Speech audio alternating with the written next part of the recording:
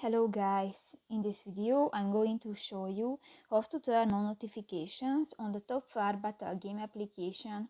But first of all, I just want to mention, please don't forget to subscribe to our channel, because at 100,000 subscribers we are going to show you all YouTube revenue statistics and growth strategy how to make money online.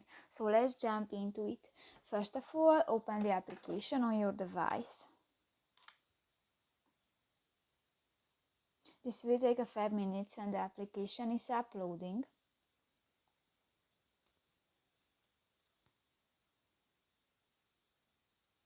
And click to the profile icon at the upper left corner of the screen. Click to the settings button at the bottom of the screen and tap to the settings.